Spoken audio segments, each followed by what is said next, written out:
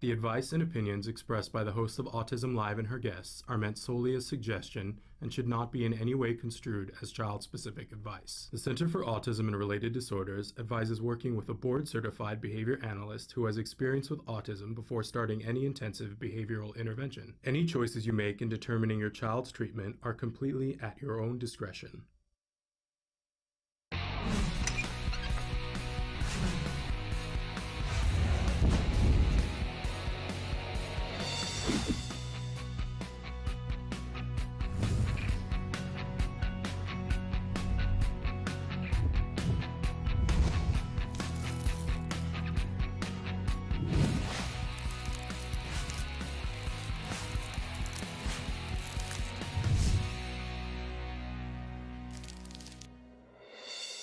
Welcome to Autism Live. I'm Shannon Penrod, and we are coming to you live from the Warner Center. This is the home for Autism Live. It is also the home for the Center for Autism and Related Disorders. We're thrilled. The Center for Autism and Related Disorders. I've been away for a week, and it's like I've never been here before. It's like riding a bicycle. It should be right back here.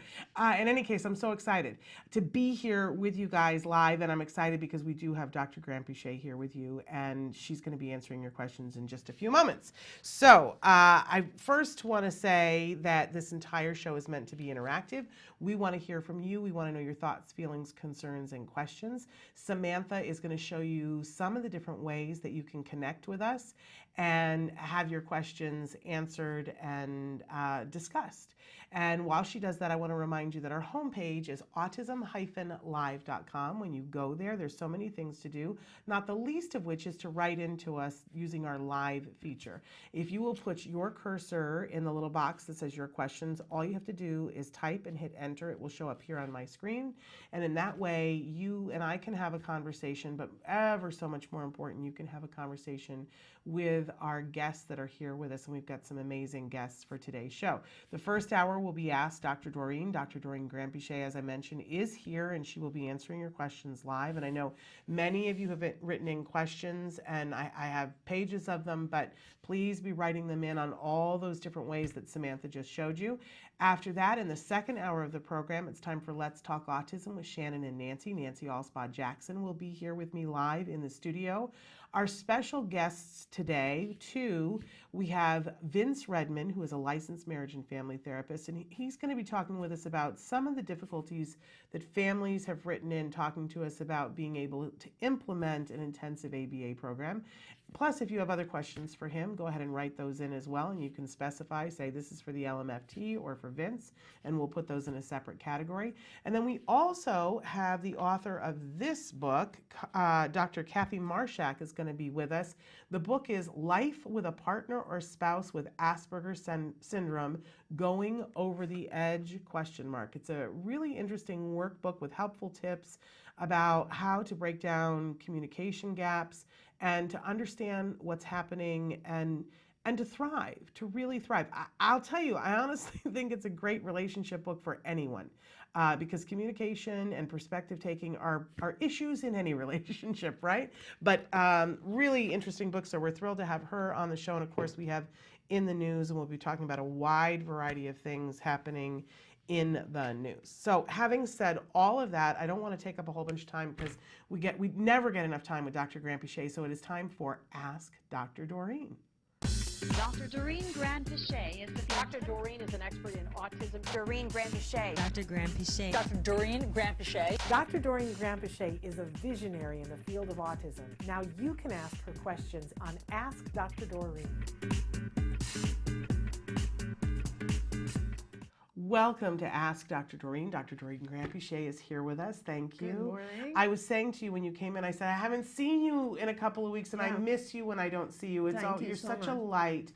For people who don't know, you are an amazing expert in the field of autism, having worked in this field for almost 40 years now, right? 40 years. Yeah, 40 years this year. Yeah. Insane amount of time, and it does not show on your face. It is an insane amount of time. It is an insane amount of time, but we are the beneficiaries of that because Dr. Grant-Boucher has been working in this field for that long and has worked with such a wide variety of individuals from very young babies up through senior citizens, has worked with families. I think if there's anything to be seen, she has seen it. and has probably helped to deal with it. And so she has such a breadth of information that she's willing to share with us in this free format. We do like to remind you that no expert, even an expert of her caliber, can give individual specific advice in this format. It just doesn't lend itself to that because you need an opportunity to meet with the individual and get to know more. But having said that, you know, if you write into us on any of the formats that we have available to you and make your question as specific as possible, she can impart some of the knowledge of what she has seen over the years. And what you guys have written back to us over the years and said is that it helps you to make decisions, to know what to look at next. It's so enlightening. The last time you were on the show, you completely, you know, made my head go poof. I don't even remember what it was, but I was like, oh my gosh, I didn't know that. And so we all learn at your feet, and it's a wonderful thing. Thank you so much. Thank you. And my apologies. I know I think I've missed the last 2 shows or something. It's been a couple of weeks. 3, yeah. But we always know, you know, part of our deal here is that you have other things that you have to attend to that have to do with children and adults who are on the spectrum, and we know that your time is valuable and that we have to be fluid with your time. Thank you very much. I really appreciate it. It's just a pleasure when you're here. Thank you. It's always nice to be here. We miss you when you're not here, but we know that you're up to all good things when you're not here, so it's all good. Okay, so I want to start with some questions that we had that people wrote in emails on our Facebook page, because there are lots of different ways to get in touch with us, and sometimes, you know, I love our live feature because you can be anonymous, but sometimes you don't get to write as much detail, so sometimes folks will email me or send us an email on our Facebook page. The first 2 questions are questions that I promised people on the Facebook that came in over the week. Okay, so the first one, Philly suburb mom here. My 5-year-old with ASD has been in a mainstream pre-K program for the last 2 years. I had an epic failure when it came to his first day at his new daycare, and I don't want to repeat that for kindergarten. I don't think I prepped him enough. I thought because he was going to the daycare center at my church that I didn't have to worry about the transition. But boy, was I wrong. Screaming, hitting, throwing himself down. Oh boy. What should I be doing for prep? Every piece of advice would be welcome. I was told I couldn't walk in with him and that I have to leave him at the curb. That freaks me out. Thanks for all your help and support. Sending you a hug, first of all, because that's a lot of loss of control, saying goodbye at the curb, time, yeah. Right? Yeah, absolutely. And it's a tough one. Like so what I would do, there's not, you know, you basically, I would go in right now, and good job to you. Wow, I just like admire parents so much you're prepping for something that's going to happen in 3 months or 4 months, which is good for you. That's amazing. Isn't that wonderful? It's truly amazing. And I'm guessing that you must have had a really bad experience with preschool or daycare that you want to avoid that. Yeah. So I would suggest that you meet with the school, first of all, and ask them to help you. Tell them all of this. Tell them that he had an absolute horrible transition into daycare and you don't want to repeat that, and you want to make sure that the transition is easy for him and that he has a successful experience. And trust me, they want the same thing. They would also want him to be successful. So the way to do it is to find out exactly what his first week is going to look like. And that means, when I say exactly, I mean from, for instance, dropping off at the curb to everything that is going to take place that first week. So you make a schedule and you write day 1. He will be dropped off at the curb. Somebody will take him in. What is the exact thing that will happen? Not just activities, exact things. So like put your coat away, put your lunchbox in a cubby maybe, go find your name on the wall. I don't know, like you need to really go through it with the teacher. And once you have an exact, so for every, you'll have a schedule which will have all those specific things, and then you'll have a 1 page per day that will say exactly what he's going to go through. Now you need to be able to replicate that for him without anyone else being there. And what you're going to do is a sort of shaping procedure where you're going to gradually fade yourself out. So let's say the first part of this is actually handing him over to someone. And the way to do it is simply park your car. They have to be cooperative with this.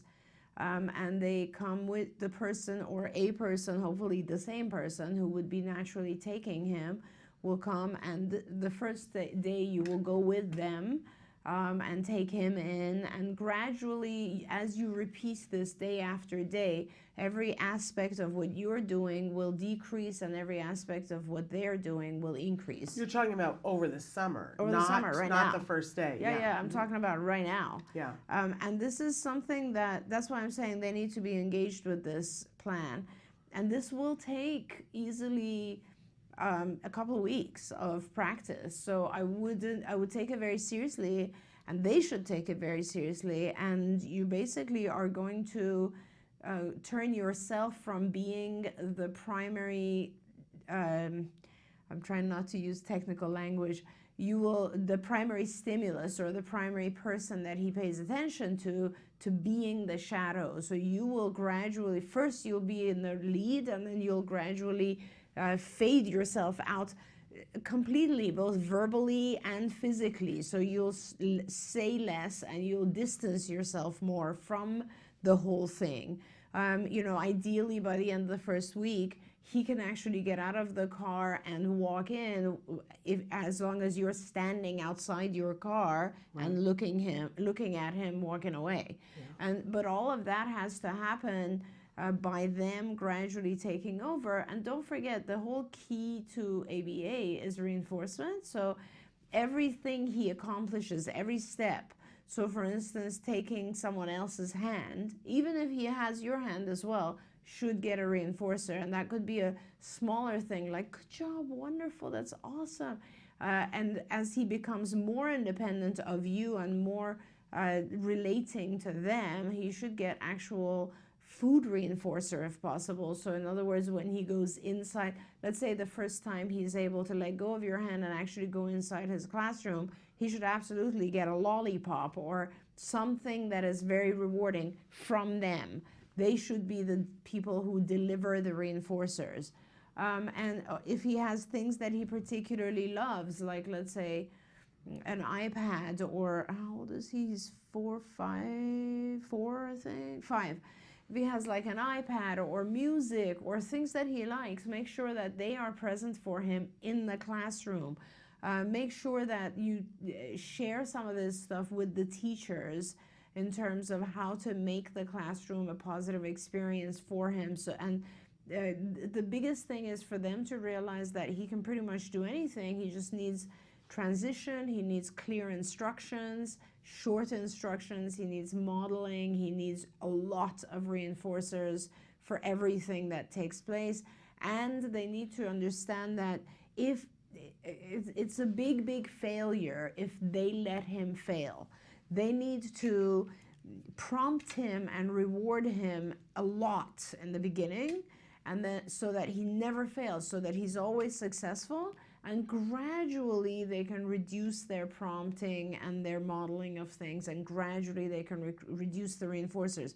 Because with our kids, when they fail, it isn't as clear what they're getting from the situation. What they do end up getting for sure is a lot of fear, a lot of anxiety. We have to just avoid failure wherever possible, because it just makes things a lot more complicated. Absolutely. Now, I just want to piggyback on, because that's all in a perfect world, great advice if the school is cooperative. Right. But it's summer already, and a lot of times a lot of the people have bugged out for school, and Right. or some schools are going to say to you, well, all of our people are gone. We'll do that the first week that he gets here. And they just throw the kids in, and they think of, school administrators think of the first 6 weeks as a wash. Right. Now, as a former teacher and as a warrior mom, I do not think of the first 6 weeks as a wash. Right. I think as the first 6 weeks as setting us up for success. Yes. What you were saying, and not creating a mess. Right. So if the school is like, oh, we don't have anybody here who can do that, and the buildings are all locked, and I'm sorry, that's uncomplimentary to them, but I find that sometimes they're that way.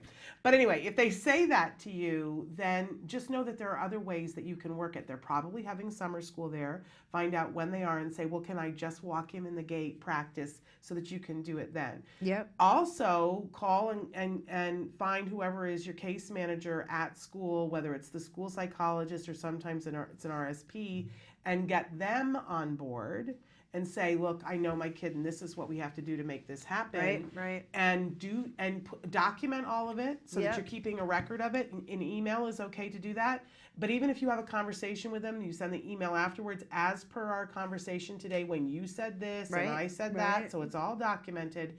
And if they won't give you a person, have one of your ABA team help you to do it. Absolutely. And say to the school, they have to be the person that takes him in on the first day. And if school refuses, make them do it in writing. Yeah, very good advice. Definitely, if they don't give you the person, you can try other people that you already know as a substitute who's going to do the same things. But be pushy about it, because I don't think, because this, unfortunately, Shannon and I are a little bit, both of us are a little bit like, we've had so many bad experiences with schools who are just too busy to take care of. Are you saying we're cynical? Yeah. Jaded is the word I was looking for. We're a little jaded, both of us. We've sat in many, many IEPs over the years.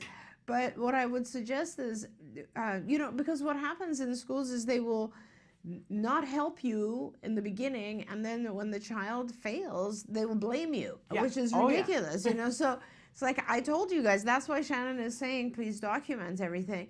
But I think none of us want to have the pleasure of going back to the school and saying, I told you so. Right. What we really want is just for our kids to be successful. So the more practice you put into it and the more you try to replicate and the more so what you're doing is you're familiarizing him, you're replicating the process and the location, and the familiarity always reduces anxiety.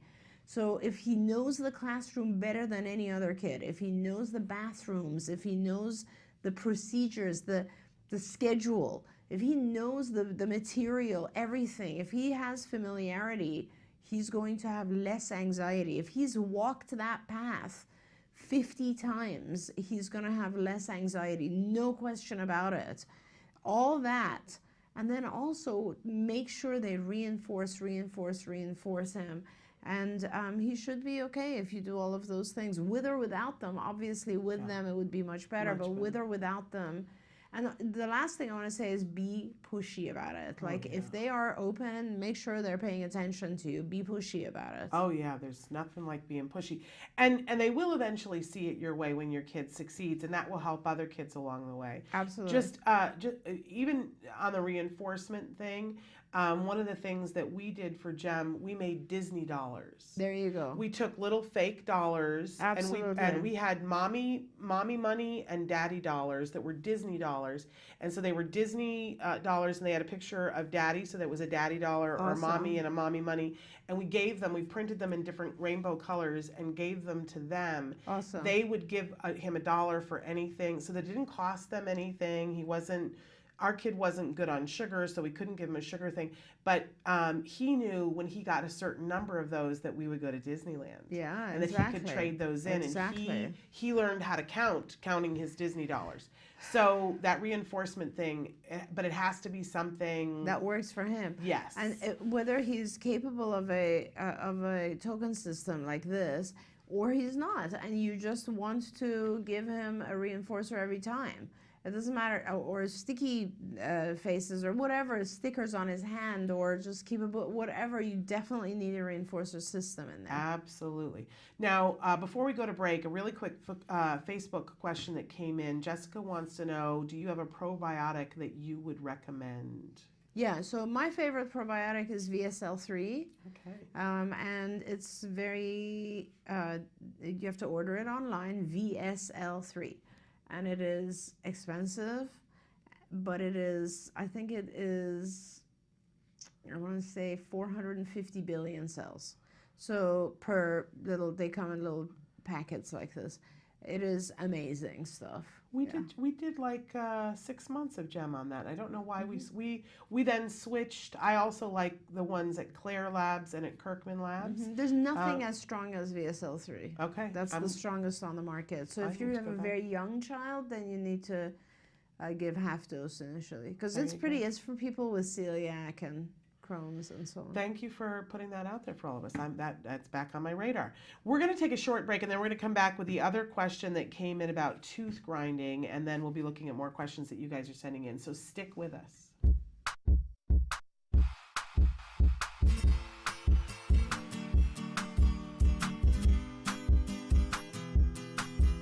Hi guys, welcome back to Smarty. Today I have a special guest with me. What the heck? She's missing! Here I am! And what's your name? Mackenzie, And what are we doing today? making sidewalk paint. And how do we do that? I have no idea. So, the materials we'll be needing Are 2 cups of cornstarch, 1 cup of cold water, 4.5 cups of boiling water. Be careful. A mixing bowl, a spoon, markup, and food coloring. So, the first step we're gonna do is we're gonna take our 2 cups of cornstarch and put it in the big bowl. Yes. Can you do that for me? Yes. Thank you. Sorry. It's alright, I'll help you. Step 2, you're gonna put the cold water into the bowl. Cold water into the bowl. Good job. Step 3, we're gonna stir it with a big spoon. Good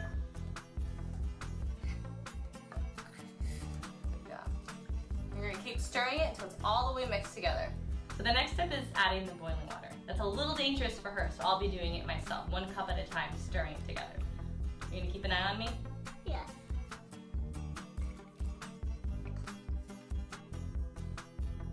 So once we're done stirring the cornstarch water, we're gonna start making our dyed paint. So Yeah. what are we gonna do? We're gonna put in the dye, Okay. and we're gonna put in the sparkles. All right, let's do it. I'll move this out of the way. All right, it's all you, Mackenzie. So the more food color we use, the brighter it's gonna be. Ooh. So let's put the sparkles in. Now we're gonna put the cornstarch in the jar. All right, do you wanna stir that up? It looks pretty.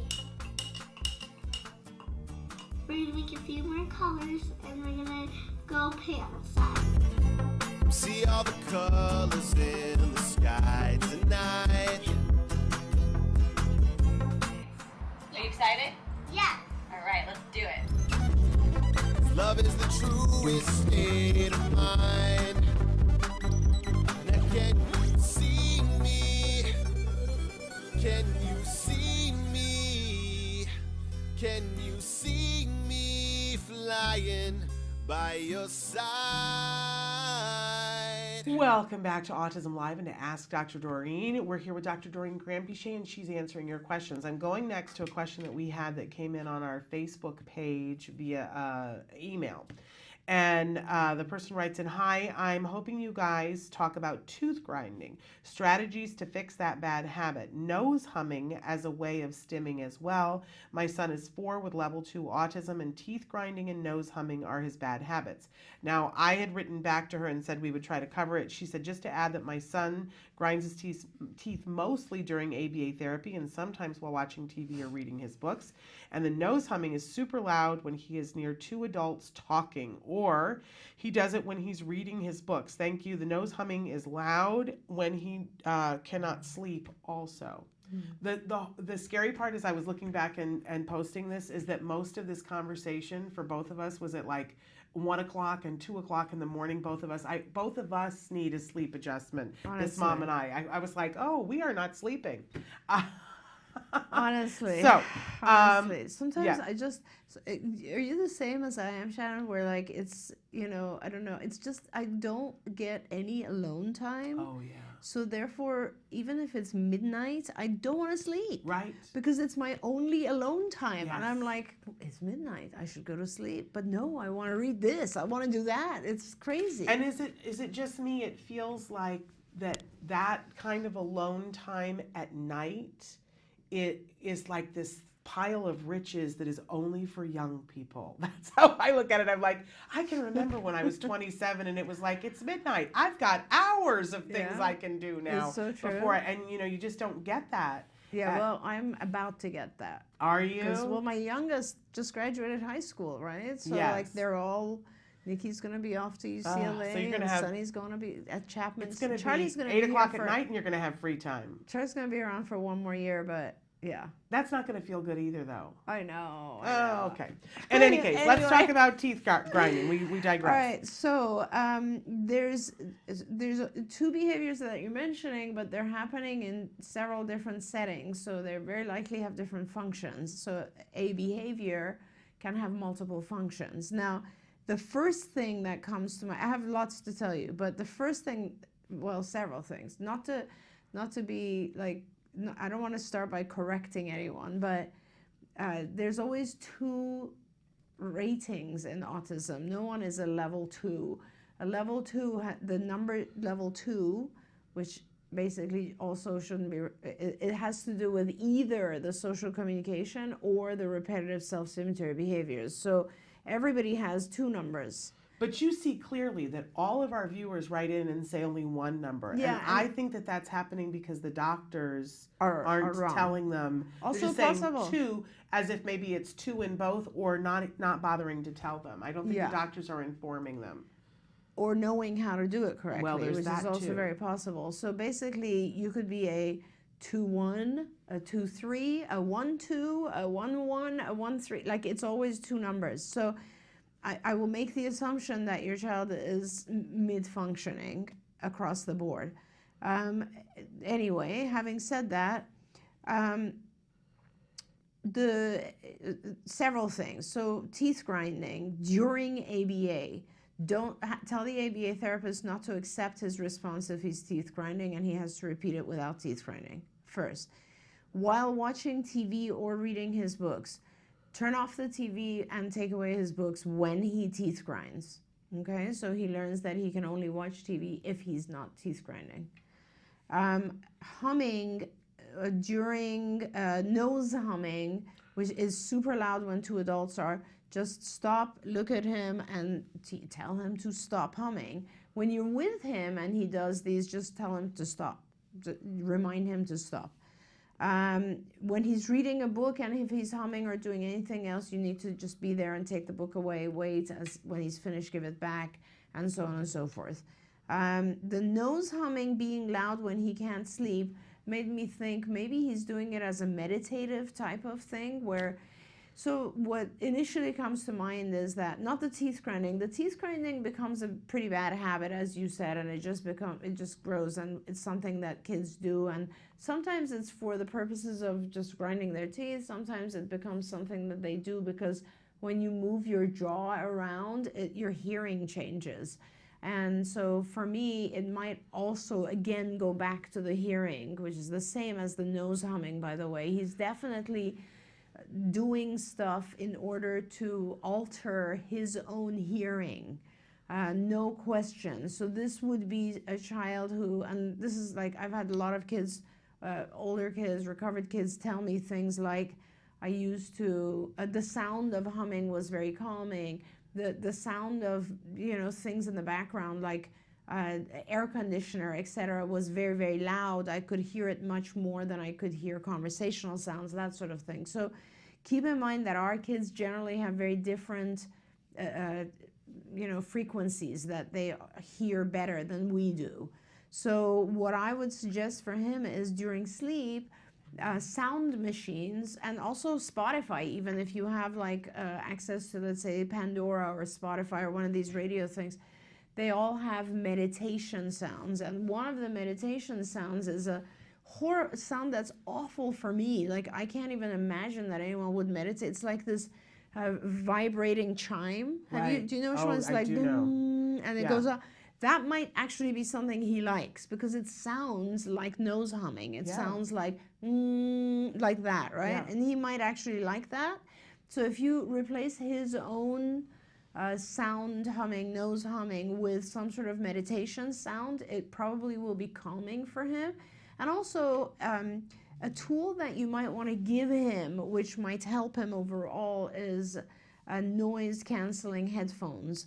A lot of people don't realize how amazing these things are. Like, they just, not just for our kids, but also they're commonly used for people with anxiety. There's a lot of, like, when you put on noise canceling headphones, whether or not you're listening to something, obviously if he's listening to calming stuff, it's even better. But let's say he is in a situation that is, the sound is bothering him.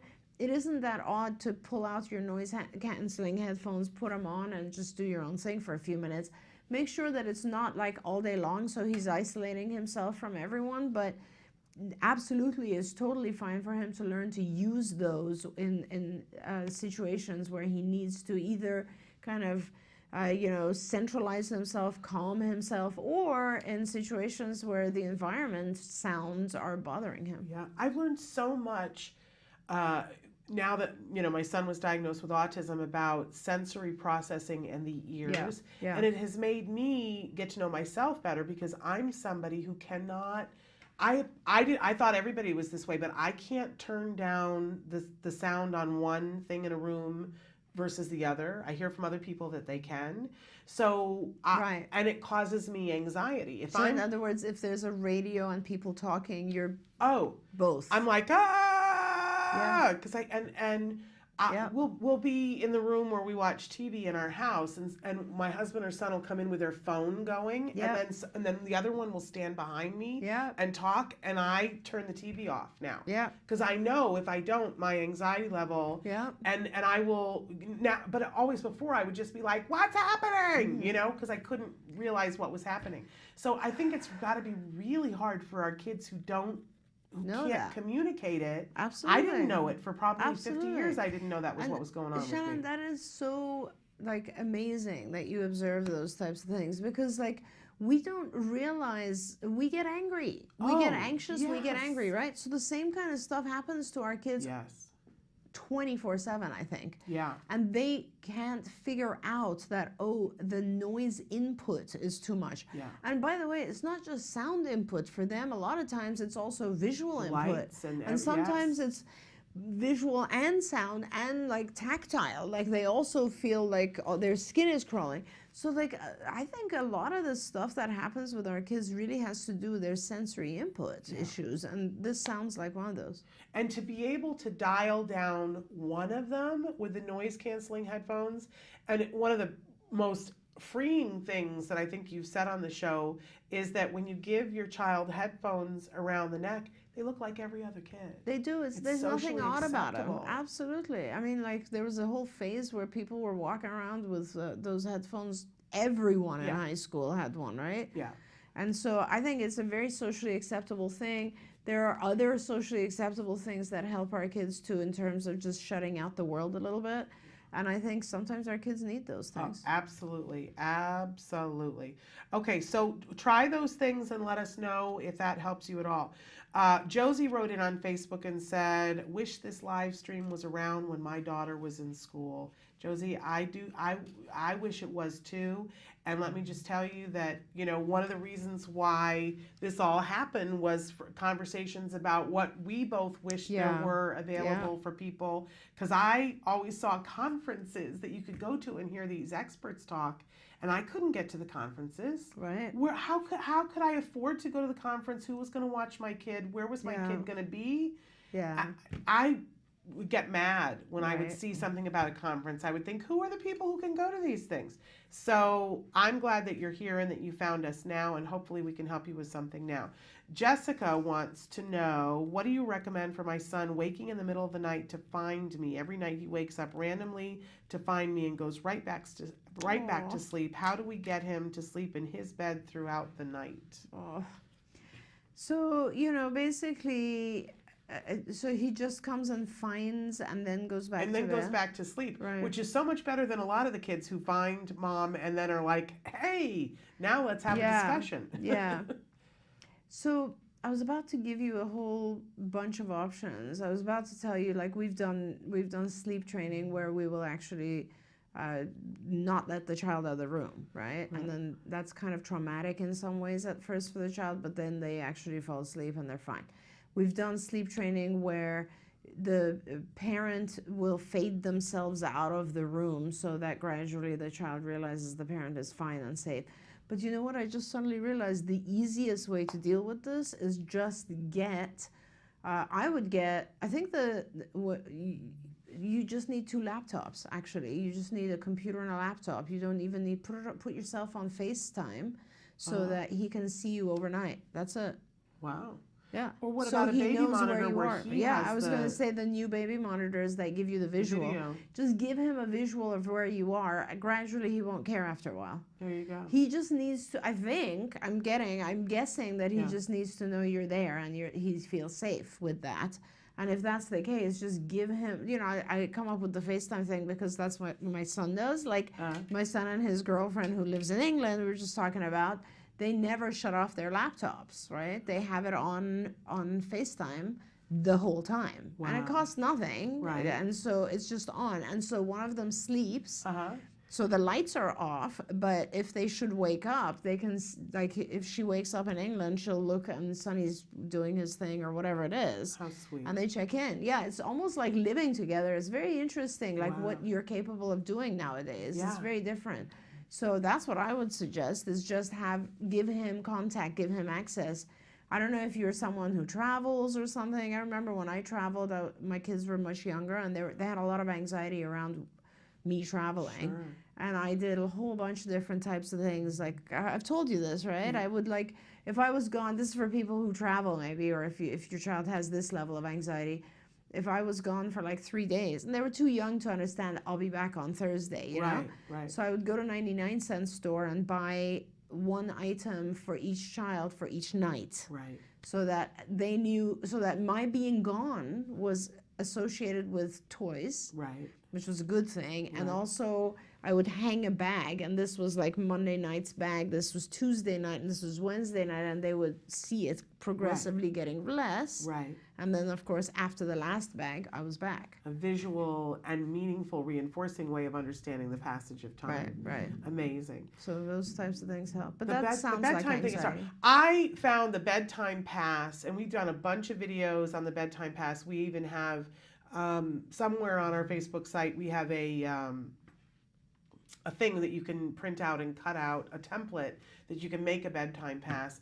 And I found that it's to be really super cool. Yeah, effective. it's awesome. But, So the but it concept- won't fix it because he'll use the bedtime this pass is- once. I for think this is a little different Yeah. because bedtime passes for kids that just kind of want to come and crawl into bed with you, or they want to be wandering the house or getting whatever. They're doing like, I something. just need a drink. Yeah, I exactly. just have to get up for a second to get a drink. It's not a big deal. That's for that kind of child, exactly. This sounds like anxiety only because he comes and sees you and then goes back to bed. Right. So he's just checking to make sure you're there. Right. So the thing with the bedtime pass that's very cool is that you just give the child a certain number of passes per week. You could start with 5, by the way, and then reduce them. And he then looks at his passes, and if he has a pass, he will go in the hall. If he doesn't, he won't. And it's crazy how effective it is. It's so funny. But I don't know if that's the case where he's just wandering around or not wanting to sleep, or if it's just checking on you. Yeah, it if sounds it's like he's checking on you, just let him see that you're in bed. It's very sweet that he's checking. That's a very cute little thing. She says, if I turn off the TV to solve, oh, no, this is the other mom. If I turn off the TV to solve the teeth grinding, he will scream and tantrum. I know because that happens when YouTube or other channels stop all of a sudden. Great. Then you know you're working. It's working. So the screaming, let's talk about that for a minute. This is what's perfect about this situation. This gives us the opportunity to talk about this. This is really, really good stuff now. So he, when he screams and tantrums, if he could talk and if he wasn't that angry, what would he be saying? He'd be saying, stop it. I want that. I need that. What are you exactly. doing? Right. And if he could understand, you would say, sure, you can have it, but no teeth grinding, right? And everything would be fine, and that would be the end of that. But the fact that there's not enough comprehension and not enough ability to express, he will now tantrum and so on. Now, why does he scream and cry? You know why? Because when he screams and cries, you give in and you turn the TV on again. So please, when he screams and cries, do not give in. No matter what it is, figure out when he's screaming and crying what he's trying to communicate, and don't let him have that by screaming and crying. He can have it if he verbalizes it. He can have it if he stops teeth grinding. So it's not like you're preventing him from having the TV. You're just preventing him from having the TV when he screams and cries for it. Okay, that's really important, because every behavior is controlled by the antecedents and consequences. Now, if he screams and cries and the consequence is he gets the TV, what he's learning is that screaming and crying was an effective form of communication. You don't want him to learn that. You want him to learn that screaming and crying is not an effective form of communication. So when he screams and cries, ignore him. Completely walk away. Let him scream and cry. It doesn't matter. When he's calmed down a little bit, go ahead and prompt him and say, would you like the TV?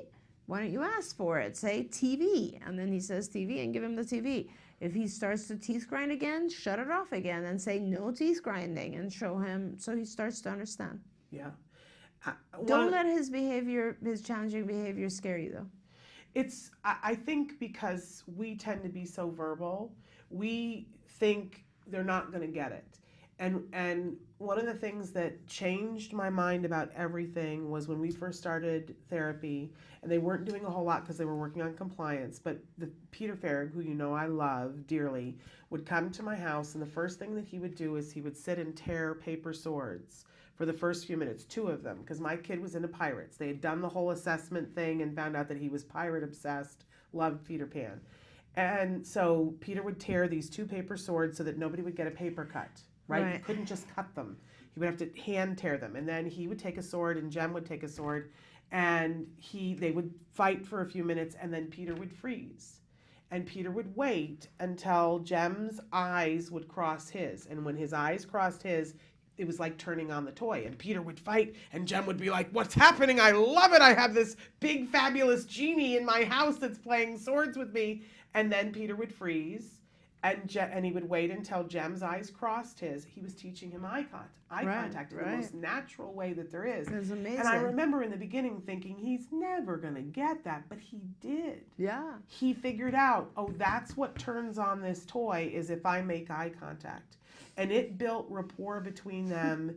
and he... You know, he tried everything. He stomped and he yelled. I think he even tried to kick Peter, to get him to do whatever, and nothing worked. I love it. Right? But when his eyes, and he realized, oh, well, that's all I have to do to get the toy to turn on? Of course I'm going to do that. We hate it when our kids cry and scream and whatever, but and it takes a little while for them to get it, but you'll be surprised how quickly they get it. And they go, oh, you mean I can have it if I just ask you to turn the TV on, I can have it. And eventually he'll get, but I don't get to teeth grind while I'm watching TV. Right. And he won't. Yeah, absolutely. And it works. The fact that he does it with TV is the best thing. We teach kids to eat using the TV. Like kids who have they're on a gastro tube, right?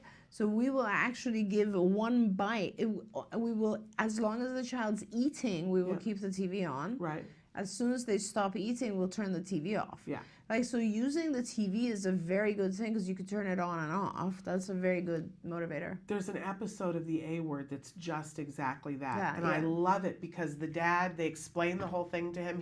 He's for 6 months they've been working on desensitizing the child to food because he's terrified. He cries when he sees a banana, right? Yeah. And they desensitize and they work up to, and dad's in the clinic and he's like, when are we going to do the food thing? When is the food thing happening? I've been waiting forever. I love the dad because he's just so angry, and I can relate to that. And they say, okay, no, it's this week. We're going to do the food thing. Here's the thing. He's going to take a bite of a preferred food, and he'll have the computer there so he can be watching the videos with kids that he loves. And if he's eating, great. But if he stops eating, you turn it off. And Dad goes, are you kidding me? Are you for real? Like, I've been waiting for 6 months for this big intervention, and do you think I'm stupid? If that would have worked, don't you think I would have done this? Seriously? He's like angry. He's so angry. That's so funny. He's so cute. He's so angry, and he's like, these people. All right. They're like, would you just let us try? I'm telling you, these BCBAs and therapists, what they have to put up with from so parents. funny. And they're like, would you just let us try? And he's like, Who's sure. the supervisor with him at this time? I think it was Sabrina at this time. Yeah. And she's like, would you just give us, are you willing to try it? And he's like, sure. But they do the little confessional with him. And he's like, what a bunch of, okay, whatever. And then, of course, his child does it and feeds himself for the first time ever. And you'd think that the dad would be like, this is miraculous. But he's like, why didn't you tell me 6 months ago then? He's mad about that. These are the emotions. These are the emotions. Yeah. But it does work. You just have to do it in all the steps, which is what I think, we as the parents don't know what all those steps are until somebody teaches us. And you have to do the follow through for it. And it's very specific and it can't be muddied up. So watch that episode of The A Word. It's really, it's worth it to watch the poor dad as he's like, whatever. And then it works. Yeah, absolutely. And the camera is on and you get to see it work with Jack Riley, and it just looks like it's way too easy because they did all the steps beforehand. Right.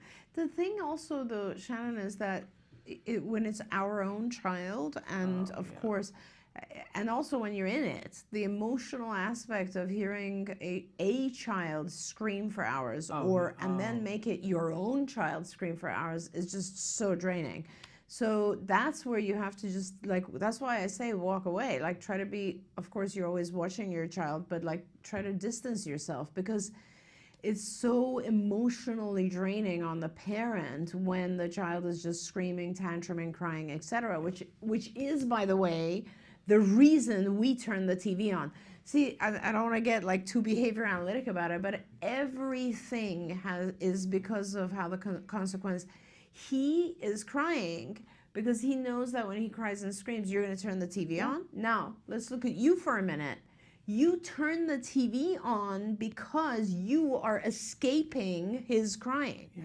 Everything we do is those four functions, one of them being he's trying to gain access to a tangible, you're trying to escape an aversive. Right. And those are the functions of life. And we want to escape them crying. We don't, that's what you're trying to escape. As a parent, we don't ever want to do something that sets them off crying and being upset. So the act of turning off the television is really hard. But I always go back to when our kids were walking, when they were learning how to walk and they fell and they hit their head and whatever. We didn't go, oh, that's just too painful, stop. He's not going to learn how to walk. Right. Because we understood that was a process. Right. I'm just saying to you, we all need to get on board with this is a process too. Very good. He's only going to cry the 1 or 2 times. Very good and then, point. then he won't do it. And if your gut knows that, then you won't feel bad about him crying that one time. Now, Mom wrote back in about the bedtime thing, and she said, thank you for the FaceTime idea, but I think I should elaborate a little more. Okay. When he comes to find me, he will climb into bed with me and falls asleep cuddled next to me. Okay, I'm a stay-at-home mom. That is the key part of it, because the initial email gave me the impression that he's actually going back. No, now that's a very different intervention, and I'm really glad you wrote. So what you need to do is actually a completely different intervention. So you will now start sleeping in his room. So the easiest way I've found to deal with this, there's many things. You could do the pass. There's many different ways to do this, but the easiest for me that I found, and I don't know the age, but here's what you need to do, is just sleep in his room. Put a bed, put a single cot or a twin bed next to his bed, and you sleep there. Okay. Then the next night, move it like a foot away from his bed. You're still there. The next night, move it 2 feet away, 3 feet away, etc.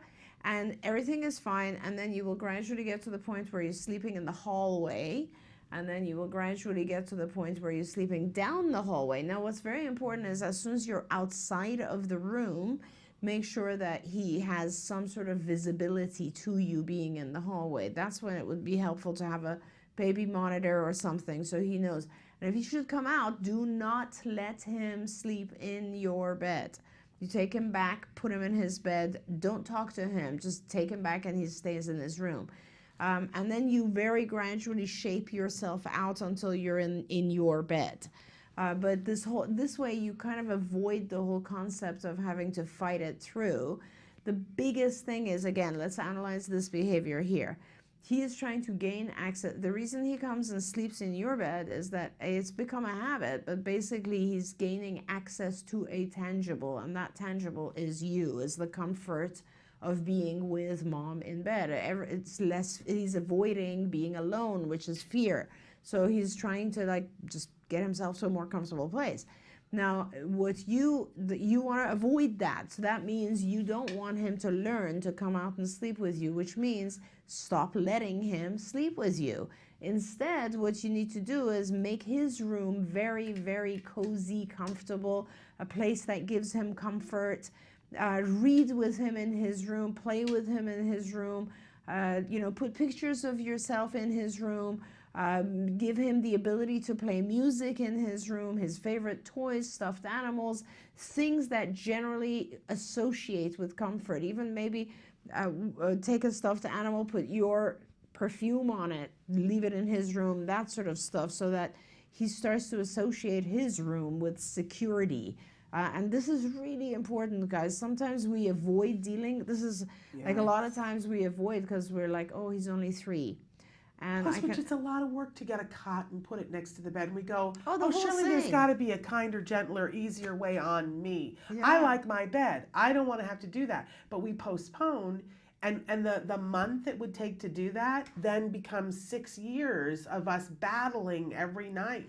Absolutely. And sometimes I'll tell parents, you don't want to be dealing with this when he's 15. Yeah. Trust me, you don't. And before you know it, it gets there. And the other part of this is, yes, you're right. It is hard for you have a choice here, unfortunately. Either it's the cot or it's actually not letting him out of his room and hearing him screaming for 3 hours. Yeah. And by the way, that is an option. That's flooding. Yeah. You can flood him, but nobody is entirely up to you. Right. For me, I have found that the physical discomfort is preferable than hearing my child cry for 3 hours. Right. But regardless, whatever you decide to do, you cannot let him stay with you. Yeah. You just cannot let that happen, and that's the hardship. We all think they're going to outgrow it, and I don't know a single person that really had somebody actually outgrow it. It had to push, to shove, whatever. But I love the idea of making a nest for them. We're starting to look at toys for our annual toy guide, and a couple of years ago, we did a whole line of night lights from Uncle Milton toys that are interactive, that have timers, they have remotes. The moon one that you often... That's Uncle Milton. I love the moon one. And they can put it on different phases. Jem has that. Sonny had that when he was little. I love that thing. Yeah, it's a fabulous. But they have grow lights for girls that are plants. They have ones that have for kids that are really into animals. It would be scary for me, but they have like safari noises. I wouldn't want to sleep with that, but they have ocean noises. They have things now that project on the ceiling. Uncle Milton. I absolutely. They're the ones that do the ant farm too. Yeah. They have a wonderful line of scientific toys, but they have a whole line of night lights that I really, really love, that you can have it be specific to your child. Some of them are fireworks, and some of them have timers, some of them have sound, some of them don't. So you really can mix and match. And they tend to partner with licensing from like Disney or someplace like that. So a couple of years ago, there was one that was Jake and the Pirates. So it's things that the kids will like. So I absolutely, then they want to sleep in their room. Right. Then it's, I get to have the remote. I get to have control. I get to, absolutely love that. Okay. We also, Night Owl wrote in and said, how to get better in echoics. My child would echo when looking at books with me, but he would not do it if I put him in front of me to look at my mouth and repeat what I'm saying. Well, why don't you, that's interesting. Why don't you practice it in front of a mirror? And then gradually start getting yourself in front of him. So like you're both standing in front of a mirror. So he's actually looking at the mirror, and it's unavoidable that he will also look at you.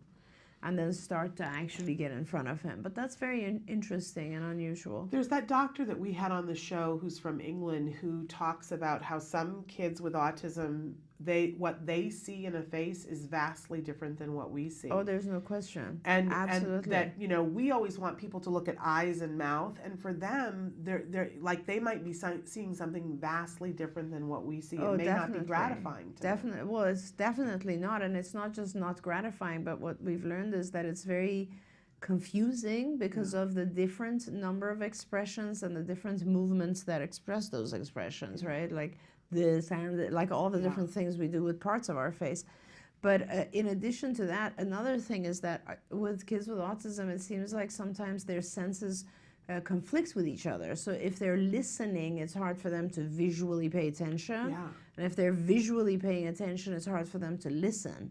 So that's also, you know, like we talk about eye-hand, but this is more like hearing and eye, you know, and so that might be the issue as well for this child. Okay, so interesting though, but to start with a mirror. I would stand in front of a large mirror, the two of you, and keep doing echoics, and then gradually start to get eye contact. Okay. I want to go to this question about a nonverbal 3-year-old. My son just turned 3 and is nonverbal with ASD and other health conditions. School wanted to start teaching him with PECs, but he is fascinated by the icons and any kind of paper or wrapper and just plays with them. Should we do sign language instead? He is nonverbal. Right. So I can't really... So, okay, so my preference is PECs. I'm a PECs person as opposed to as a sign language. And I'll tell you why. 2 reasons, really. With any kind of picture exchange system, you have, well, many reasons actually that I think it's better. One is with sign, you must learn a language that not everyone else knows. And so no matter what you learn, others can only communicate with you if they know it too. Right. And that's a very small population. Yeah. And the second thing is that sign is, there's a thing called recall versus recognition. I have to explain that a second. So recall, so let's say you're taking a test, and when you take a test, they ask you to write like a paragraph answer, right? That's recall. All of your answer has to come from your own recall. Everything that's in your brain, you have to remember it. Right. Recognition is a multiple choice answer. So it's like, here are some options, recognize the one that you think is the correct answer. Right. Obviously, recognition is easier because I've given you all the answers, you just pick one, as opposed to remembering it from scratch, right? Yeah. So always anything that allows recognition, it's easier. PECs allows recognition because there's a bunch of visuals, you pick the right one. Right. Whereas sign is recall. So you have to come up with the correct sign for more, as opposed to PECs where, oh, it's this one. Yeah. You know what I mean? Yeah. So for me, teaching PECs is easier. Now, here's a whole nother reason. With PECs, you can actually very easily move to a augmentative system which can then generate sound, and then you're done. Like if the child remains nonverbal forever, you still can move away from PECs, go to keyboarding, and that is one of the communication sources of even I wanted to say the future, but I wanted to say now. Right. I mean, look at how our kids communicate. They're all sitting at the same table and they're texting. Yeah. So that becomes a much more socially appropriate and normal type of thing than actually doing sign, which very few people have access to or know. So that's all said. Go ahead. He's 3. Is he too? Since paper is a fascination, is it too young to switch to an iPad? I would always start. You can start with the visual icons that are on an iPad. Certainly, that's actually, you're right, because they now have them on the iPad. Right. The full icons. You can actually go there right now, and you'll avoid the whole thing. You're absolutely good point. So I was going to say, hey, if you want to do it, this is school, I think. So they might, if you purchase an iPad for him and he can keep it in school, they might not allow you, I don't know. But if they do allow you, make sure you buy one of these mega cases that are heavy cases that protect from It's going to dropping cost and you almost as much as the iPad costs. It's worth it. It's very much worth it. I'm clumsy and I drop the iPad at least 3 times a week. And kids will throw. Yeah. All of our therapists have these cases because they will, otherwise their iPad is done. But you should get that, have the school allow it. That's much easier than laminating the paper. You could also laminate. They could laminate the paper so that he can't play with the paper. Okay. And so that's easy too, right? Okay. But I mean, essentially, I strongly recommend it. Now, also what I want to say is that being nonverbal at 3 does not mean he's nonverbal forever. Like, it is very important that if they are doing a nonverbal communication system like SPECS, they don't stop trying to teach language. This is so important. Both also for parents. Parents always think, okay, I'm going to go the nonverbal path. No. If he's making any sounds, then they definitely should be working on putting those sounds together to produce language, speech. If he's not making sounds, then a speech path should be working on getting him to make sounds. Like, it is important not to give up at 3. I don't know that I ever go full nonverbal unless I've done maybe 2 or 3 years of trying. Yeah. Well, it was interesting a couple of years ago because we were talking about that. And a mom wrote in and said, but 80% of kids with autism don't talk. And it was a mom of an adult on the spectrum. And I went and I looked that up. And when her child was diagnosed, that was the truth. That it was actually a little bit higher. It was like 13% of the kids were talking. That number completely flipped. It's now 80% of kids with autism, and it's a little bit higher than that now, actually speak. Yeah. And it's because we've gotten so much better and people don't give up. So we're out of time. Oh, okay. Excuse me as I cough. Fun. It was very fun. We're going to take a break and then we're going to be back with Let's Talk Autism. Stick with us.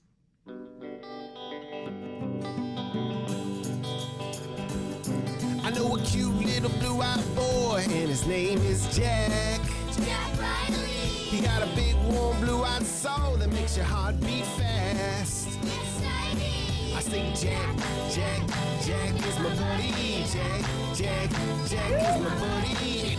Everybody around is so down with Jack.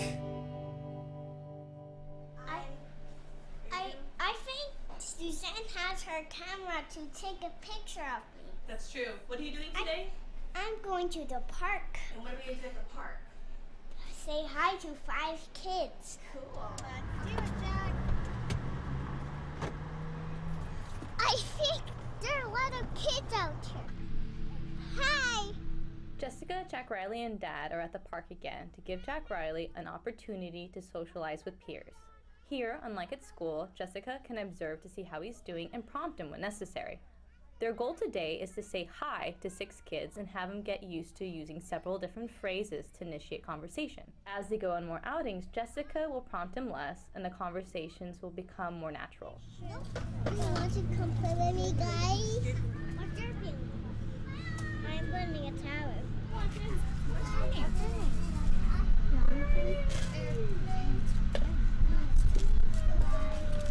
I found a rock.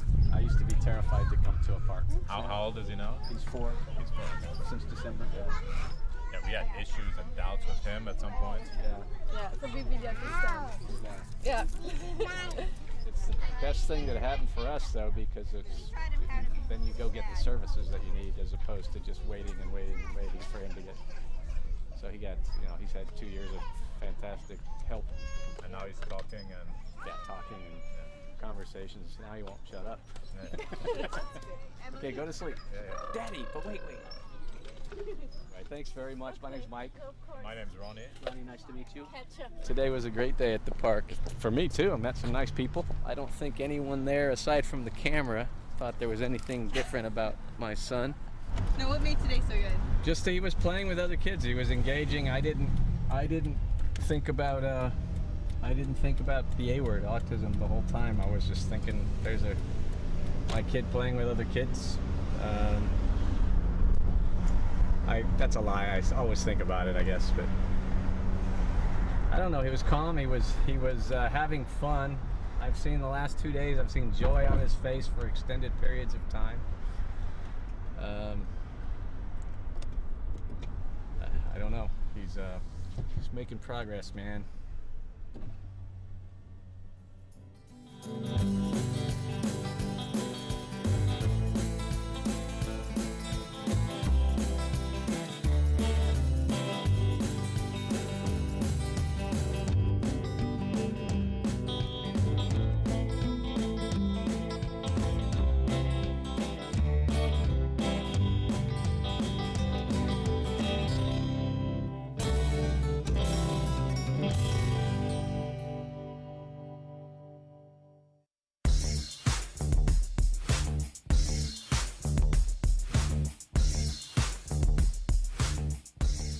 Parent to parent, let's talk about what a bedtime pass is. Since we know that getting a child to go to bed and stay in bed can sometimes be the most difficult part of the day, we want to make it easier for ourselves and easier for our children.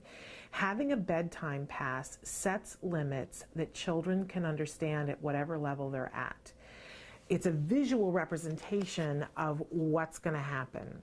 It can be almost anything. You can have a token like this that says good for one trip out of bed, but you don't even have to expend this much energy. You can take something that you have around the house, like dominoes, and say you get each one of these as a pass to get out of bed, and you have to hand it to mommy and daddy before you get out of bed. And they see, ooh, I've only got 2. Or it could be a playing card. You can give them 4 aces. You want to set the limit at a place where you think that your child can be successful. So maybe one night you see how many times your child actually gets out of bed.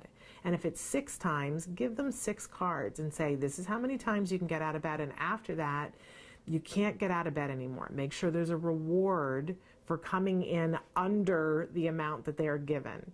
Over time, you're going to fade it. So if they're successfully doing 4, then a week later you can say, now you only get 3 bedtime passes. Children really get this. And what will happen is they'll start to save them up because if you've followed through on the consequences, they don't want to be left with no bedtime passes, and they want to get the reward. This is a really simple way of setting limits that you can visually show to your child and that you can follow through on. And we know that following through is a big part of achieving success. Getting our child to sleep can be one of the most difficult tasks of the day.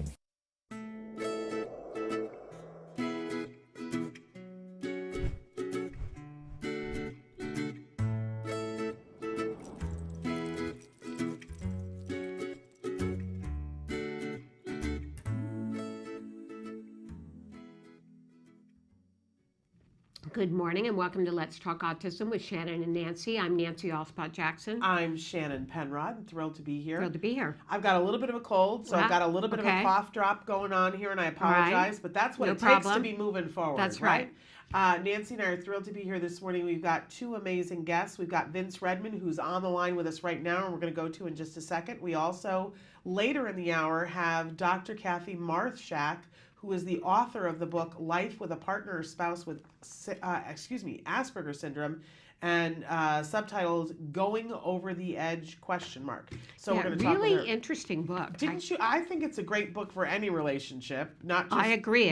It had a lot of case studies from her practice, and so we'll talk to her about that. Very interesting tips. But right we've now, got Vince Redmond. Yes, Vince, for you guys who don't know, is a licensed marriage and family therapist. He joins us at least around once a month, which is always a joy and a treat for us. Vince has the unique distinction that for years he was a behavioral therapist, so working in the field of ABA as a card therapist, and then became an LMFT. So he's somebody who understands what the intervention is that you're trying to do and some of the ways that it might tax you. So he joins us to help keep our heads screwed on properly, because sometimes Nancy and I need that, because we all do, right? So Vince, welcome back to the show. Hello, hello. Hello. Good to have you with us today. We're always thrilled to see your smiling face. Vince is like the voice of reason. Yes. I always enjoy when Vince comes into a room because it's like, Vince is here, you know, and then just sort of takes some of the steam out of everything, right? Some of the stress away. Now, you have some specific questions today about scheduling And you know, I get a lot of questions from parents, whether they're card parents or other parents, and I wanted to take a couple of specific things because when you start an early intervention, as both Nancy and I know, it is, you know, it's daunting and you don't know what to expect. It's hard on the kids, it's hard on the family, it's hard on the house. It's, you know, it's just a full nothing. It sends your whole life upside down. Yeah, and you don't know which way is up and you don't really know who to listen to. So, I've got a mom who's asking specifically about a very young child who's not yet 3, but they've caught it early and they're so excited and they're getting services, good quality ABA services. And their specialist, they got a prescription for 40 hours, which is what you want, right? This is like, woo, this is everything they've got that we want. everything. But the reality of it is very daunting. So he's 2.5, he's been used to taking a nap, but they want, in order to get the 40, they want to ramp him up to 35 this summer. And in order to get him to 35, the nap is really inconvenient, right? And when a child naps, insurance doesn't pay for napping. Right. So they can't really do that. So the mom either has to come to the center to be there or has to pay for babysitting because insurance isn't going to pay for therapy while a child is napping, right? But the truth is that they want to get the child sort of weaned off of the nap, have him sleep through the night so they can get as much done as possible. But this particular kiddo, just his hours are all upside down. And this child is not sleeping through the night? He's not sleeping through the night. He passes out when they put him in the car to leave the center. They can't get him woken back up. So he's ending up eating dinner at 9 o'clock. And then he's up for hours. Then he's exhausted in the morning, and he's even to the point where he's been so tired he's thrown up during ABA sessions. And mom is just beside herself, Vince. So help us to figure out what would be helpful for this mom, what would be helpful for this little boy, what would be helpful for the team, and dealing with all the emotions of this because it's really hard. Right, and for sure. And for a 2.5-year-old, 3-year-old, naps are still developmentally appropriate. So we do need to look at what the child's developmental needs are. So the first thing that I would talk to, or with the supervisor and the parent together, is how do we structure in nap time? How can we do that logistically? Because like you said, with funding and times and things of that nature. And how can we do that so that it helps his sleep patterns at night? I have a suspicion, I could be wrong, but that we're trying to fit everything into a Monday, Friday, or a limited time schedule to where this child is just trying to get too much done in a short amount of time. So I would definitely want to talk with the family about where is our schedule? Are we doing 7 days a week? Are we doing 5 days a week? What can we do to spread it out so that we have more time for his developmental needs, like his naps and things like that, so that he's not completely just falling apart at the end of the nights, which then, as you said, is rolling over into the middle of the night where he's not going to bed until midnight or later, as well as then he wakes up sluggish and cranky, and I'm sure is not in the best position to go ahead and start treatment, the next morning. So I guess a long story short to the question is, I think naps at 2.5, 3-year-olds is developmentally appropriate. And I think there needs to be some scheduling done with the clinical team and the family to find out what's best for everyone. I think that's absolutely right, Vince. And here's the thing, though, that I think is really hard is that when you come from a background where you don't understand ABA and you've never done ABA, the rational choice is, well, we'll just cut back the hours, right? Isn't that the go-to that we go to as parents? And then having to explain to mom, that's not the right thing in this circumstance. You're going to have to rearrange some other things and pull some strings other places. You don't want to lessen the hours. But it's hard because in the world of rational thought and before you came to autism, the right choice, and this is one of the reasons why I especially love you, Vince, is I've said many times on this show before that when I was having anxiety and issues because of ABA and some of the things that were going on, I went to an LMFT and she said to me, she goes, well, it sounds like that ABA thing you're doing is really the thing that's causing you stress. I would stop that. That was her advice to me. Really? That was really, Yeah. and I was like, what? That's not helpful to me at all. Because if you don't understand what ABA is going to do Right. and how it works, Mm-hmm. it is the rational choice. Mm-hmm. So it's, I guess, Vince, it's how do we help mom to understand that you're going to have to prioritize things in a different way and look at this with different eyes? Right. And I think that some of that goes back to just understanding the success of treatment, right? ABA and, discrete trial training is all based on the predicate of repetition and exposure, right? So the more repetition, the more exposure do they have to the lessons and the learning methods that we're teaching them, the more success and skill building that the child's going to get. The less we do of that, the less they're going to learn, right? The time in which they're going to learn is going to take a lot longer than if they get the treatment that's being clinically recommended. And there's no doubt that there sometimes needs to be a workup to that hours. And I know you had mentioned that in the beginning, and it sounds like there is a plan to, slowly work up the hours to the 35. However, I think you're spot on in the fact that reducing the hours really is reducing the effectiveness of the treatment. It's reducing the effectiveness of the child's progress. And what we need to do is look at either the other treatments or other therapies, other commitments, other priorities that are going on, and how do we work with those so that we can continue to work the treatment at the clinically recommended hours, or at least work up to the treatment at the clinically recommended hours, but also making sure that the child's getting his developmental needs, which would be naps and sleep and snacks. It also sounds to me like this family needs to put into place some sort of plan to get their child to bed earlier. Well, but what's happening is that He sleeps now too late. they leave the center at Right, 5 o'clock, right. and they have a half an hour drive to get home. Okay. And he falls asleep in the car, Right. which I can really massively relate to. I couldn't go anywhere at 3 o'clock in the afternoon because Jem would just go to sleep, and I could hold him upside down and shake him by his feet, and he wouldn't have woken up. There's no way he would wake up because they're tired at that point. Right. So she comes home and she can't get him to wake back up to eat dinner. And then he wakes up to eat dinner at 9, and then they're all kerfooed. Right. And she feels, and I think understandably, she feels like she's behind the 8 ball and all these people are saying different things to her, and she's like, I just don't want my child to be throwing up. Right. Like that's, I just want my child to not be throwing up, which I agree is important. The child has to get sleep and the child can't be throwing up. But I don't want to throw the baby out with the bathwater and say, well, stop doing ABA. So I appreciate reduce it. Yes. Now we had another question that came in just now, Vince, that I'm wondering if you could take. Parent wants to know, is it possible to potty train a child that is not fully verbal, plus he does not cry when having a dirty nappy? He can go for hours, wet or dirty, and would not care at all. Yeah, it's possible. It's definitely possible. And in most of, all of our BCBAs for sure, and our centers are trained to be able to work with all different levels of children, when it comes to potty training. Now, some of it is going to be a lot of prerequisite work working up to potty training. So it's not as if we just say, oh, we want to work on potty training, let's go. So we would need to do potty logs and some data collection. Again, getting them to recognize if their diaper is full or empty, those types of things. And we can do that in many different, ways to help them either communicate or be able to identify that it's time to go to the bathroom.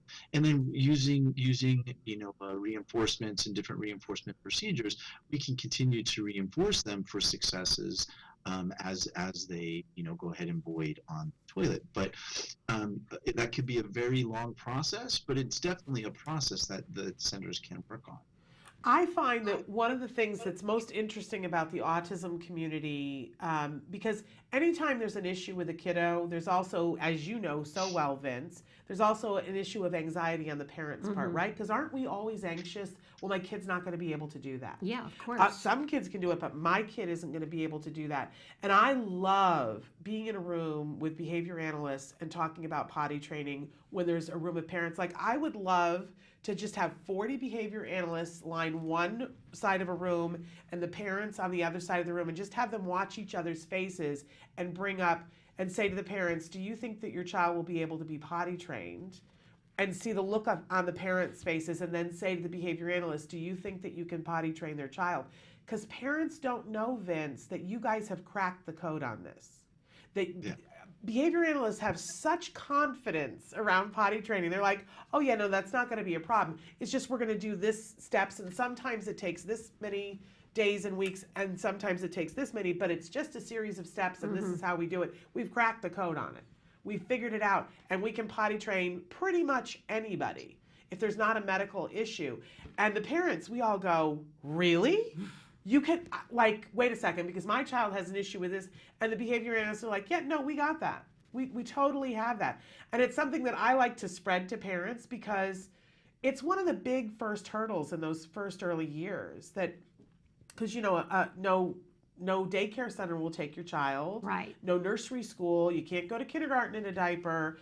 There's a lot of anxiety about it. And we've all heard of the teenagers that are in diapers and fear it. Right, of course. So I love that this mom wrote in. But Vince, is there anything you want to say to that anxiety that the parents have, that we all are worried, whether it's potty training or something else, that we're like, oh, I don't know if my child's going to be able to do that?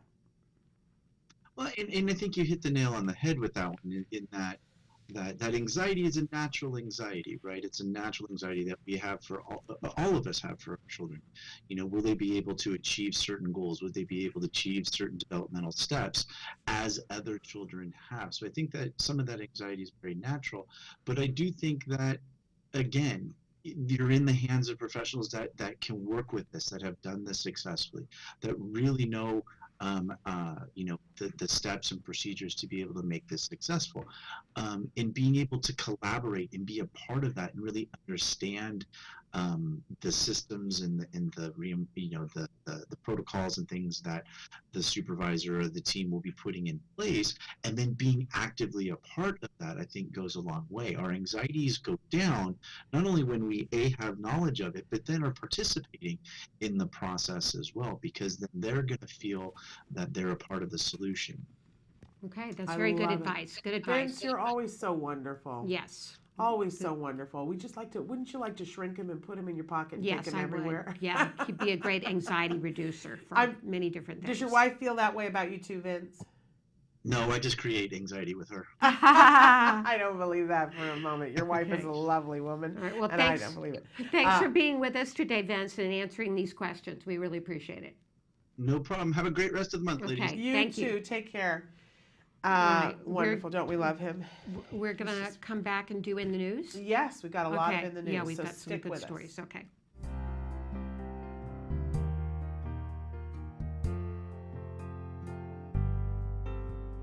Talk to us a little bit about what your degree is in. City planning or urban planning. I got it from Cal State Northridge with a degree in cinema and television arts with an emphasis in screenwriting. And what are you interested in, Eli? A video game internship. Computer programming. I'm hoping to combine entertainment or travel, my two passions. Ooh, what kind of jobs have you worked? Bakery inventory. Okay, inventory. Want to talk about your volunteer job? Opportunity to help the soldiers. You volunteered to help the soldiers? Yes. I interned in the national parks in the Santa Monica Mountains, which is very urban area. So I worked with the problems of how it's impacting the surrounding community, like the flow of traffic and the flow of people and what they could do to plan in the parking. I've been to China. I've been all around Europe. I've been to Thailand, Japan, Australia. You can create an app? That's impressive. Really cool thing. Can you teach other people how to make an app? If you have a choice between working or not working, you like working. Yes. Why? What do you like about working? It is fun. I would work. Yeah? You would choose work? Why? Because I have skill on that.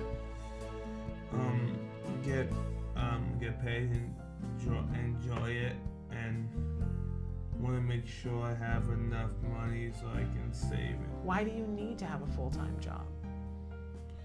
I mean, it's kind of like a duh thing, right? Oh, obviously, so I can support myself right. and hopefully a family down the line, but at least at first, myself. I'm very dependable, and always reliable and get to my job on time. What excites you about working a job or being an intern? Learning new skills. Yeah. What has it meant to you having this job and having the stability of a job that you've had for multiple years? It's meant the world because I'm able to do almost everything I wanted to do because of that job.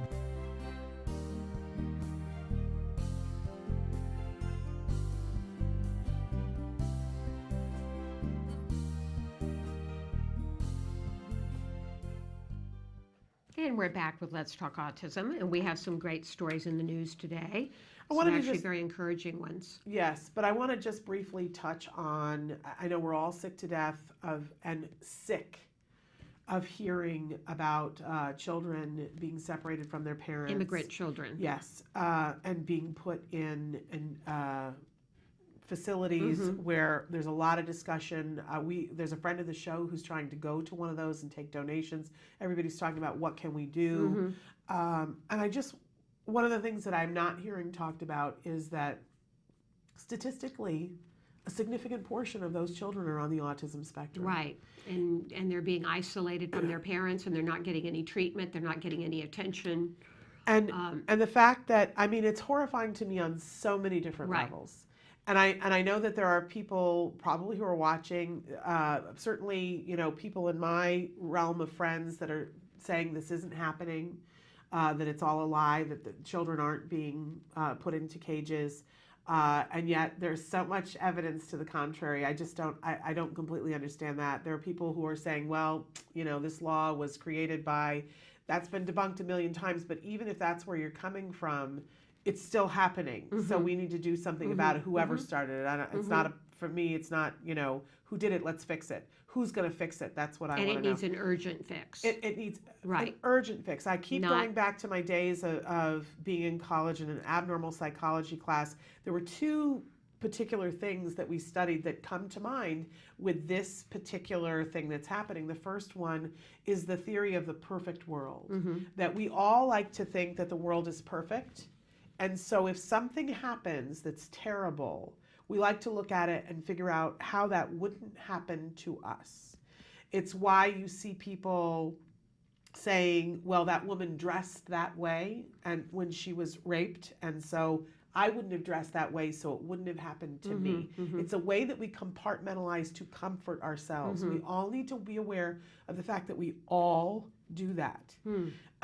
It's just human psychology. Right. But it has an impact on our society. And so I've seen people who are like, well, these people broke the law. And so that's why it's happening to them. I would never break the law, so this would never happen to my child. I just want to remind people that these are human beings. These are human beings. They did not break the law.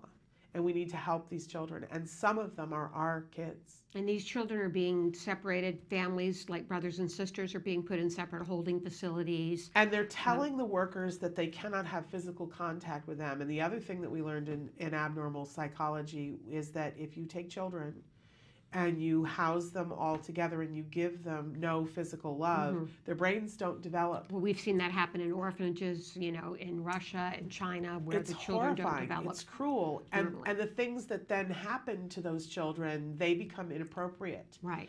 And their actions become inappropriate Right. because These they will children are do going to be whatever. traumatized for life. They will be, and we've heard so many victims in the last few days of the Holocaust talk about, because they're senior citizens now, but they were the babies who were separated from their parents during the pogroms and marches, and that they are senior citizens and that they have been traumatized their entire life because of that. I think as a group of people, we just all need to unite, put everything else aside, and say this has to be fixed, and it has to be fixed as soon as possible. Right. Agreed. Yes. And as it's Debbie Tippett-Clark, who has been on the show before. She is arranging a visit to one of them and to take donations, and we'll keep you guys. Oh, is she? Okay. Yes, we'll keep you guys posted on that if Okay, you want to wonderful. donate games or things or whatever.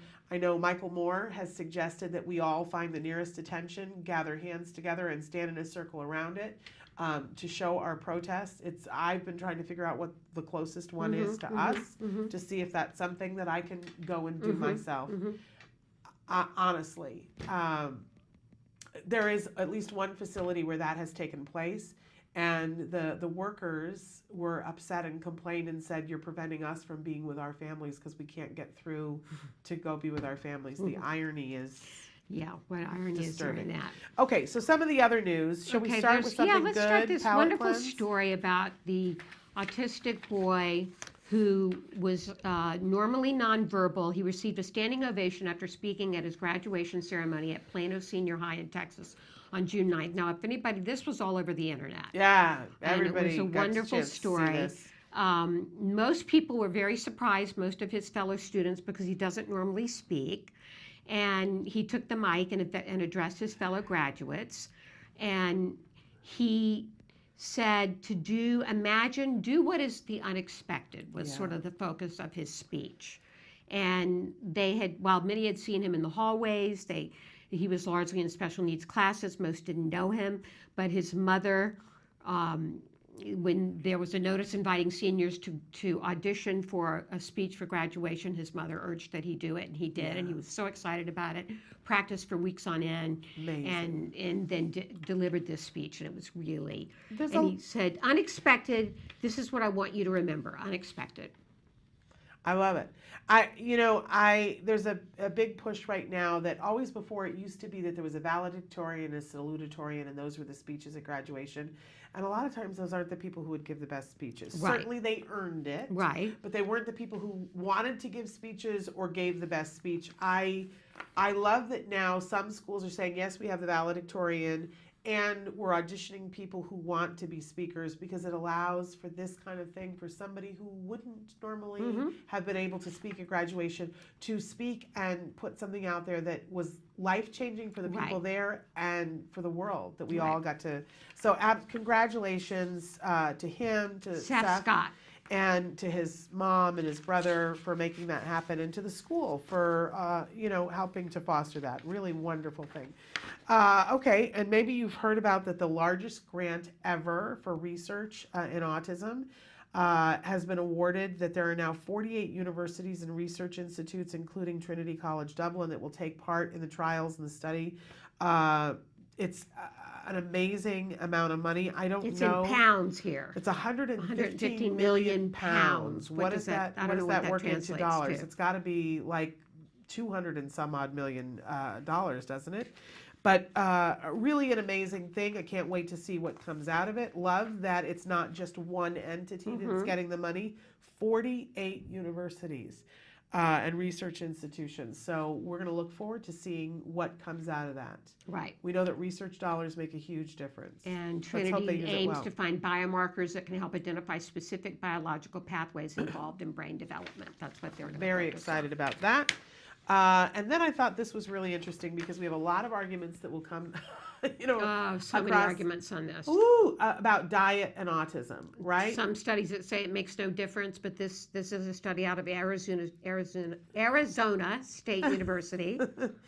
And I wanted to put this in because so often I'll be talking to fabulous BCBAs, board certified behavior analysts, and they'll say to me, what do I do for the parent who really wants to try a diet with autism, even though we know that there's been no research showing? And I always say to them, well, there is a great deal of research that shows that it has no effect. There is, I'm not denying that, but there are probably 100+ studies that show that it does have an effect. And I personally, in my home laboratory, in my kitchen and dining room, saw that it made a difference for my son. The GFCF made a difference for my son. And this study out of ASU says it makes that there's a deep connection between diet and the symptoms of autism. They did it by changing the diets of 67 children and adults with ASD and following their progress over the course of a year. I love that it was not just a 6-week thing, because some of these diets, it takes time for the colon to heal before you can see anything. And they gave them an assortment of tests. The tests range from blood tests to look at different nutrition markers, to muscle strength tests, to nonverbal IQ tests. The idea was to combine many different dietary changes in a single study to measure the total effect of these changes at the end of the year. And they found that certain foods, especially those containing gluten, soy, and casein, where have we heard those words before, caused large improvements in nonverbal IQ test performance when paired with a multivitamin and a few other interventions like Epsom salt baths. Taka has got to be like screaming and yelling and jumping up Right. and down because they've been talking about this for the better part of 50 years. Yeah, they have. So they said that our study is complicated because we looked at 6 different treatments. For each one of those treatments, we had a previous research by other group or other groups. To some extent, our goal was to put all those treatments together and have a more comprehensive study. You can read all of this. We got it in statepress.com. But amazing. Amazing. And they said it was amazing. The calls we were getting, parents had forgotten what some of the behaviors were because they hadn't seen them for so long. I've heard so many stories from parents about how well it was working for them. So gotta love that. And you can find more information on Nourishing Hope. That's Julie Matthews, who we've had on before. Yes. She's got more information about the diets and studies there. So, okay. We've got a great guest that's coming up. Yes. Can I take 1 second to answer Yeah. this question? So Laura D wants to know, how do you potty train older kids when they don't have regular bowel movements and have anxiety with having bowel movements on the potty? My child is 8 years and goes number 1 on the potty, but will not go number 2 unless she has a diaper on. The potty training, when I was talking earlier about the potty training that they've cracked the code, it's something called the Fox and Azrin method. And your child has already gotten the potty under control, but it might be worth it to go back and look at the Fox and Azrin and see what the steps are. With the poo side of things, and I just go to that language, with the poo side of things, it's a little bit more difficult. But it's basically the same thing, but you're gonna wanna kind of chart and get an idea. Like, children tend to have patterns. It's just sometimes the pattern is more spaced out. So some kids will, every day at 8:15 they'll take a poo, right? Other kids, it's like on Tuesday they take a poo at 8:15 and on Wednesday they take it at 5:15, right? So you might have to take like 2 weeks worth of data and keep track of what they eat.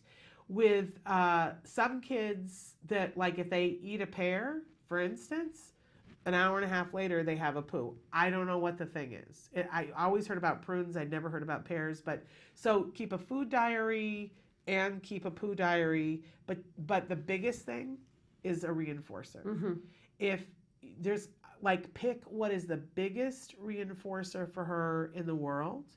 For my kid, because the poo thing was a lot harder to figure out, and they said Toys R Us is closing any minute now, so it's really hard, but go to a toy store, go wherever it is that she wants to go, wander the aisles, find the thing that she wants, purchase it, take it home, stick it up on, we put ours on the towel bar. He wanted a Lego night. We put it up on the towel bar, and we would go, and he would want it. We'd say, yep, you can have that as soon as you do a poo in the potty. Right. And he was terrified to poo in the potty. It felt like he was losing a part of himself.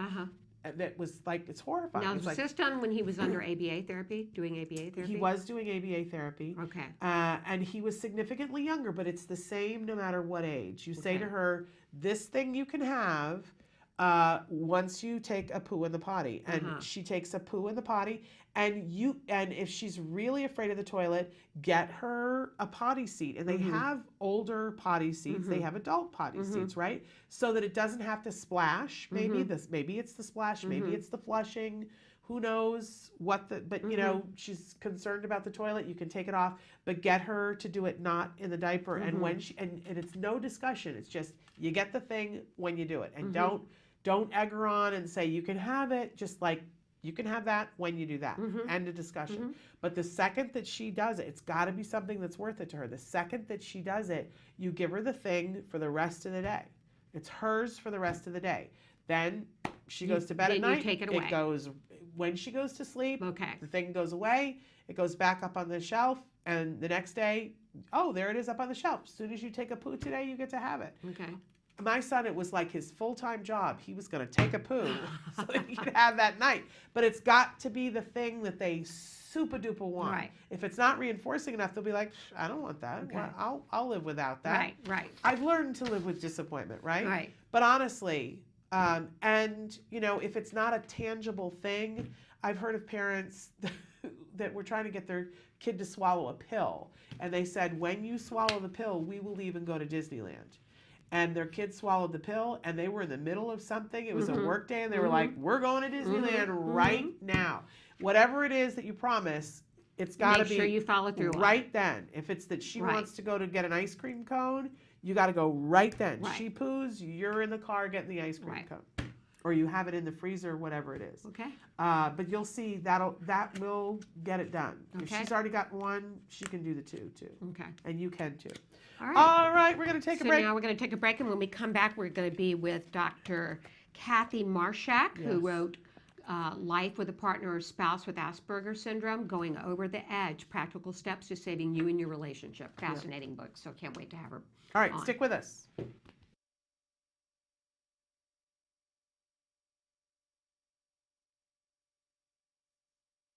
Nobody ever asks a kid with autism, what is it you'd really like to do?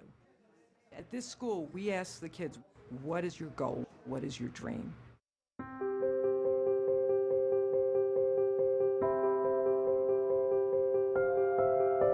Exceptional Minds is a vocational training program for young adults on the autism spectrum who want to have careers in computer animation and visual effects. I think young people with autism are totally underestimated. When you've met one person with autism, you've met one person with autism. They all have different talents, different skills, and what surprised me is that there really are no limits, that if these guys believe that they can do something, they really can. It's estimated that 90 to 95% of young adults with autism are unemployed or underemployed.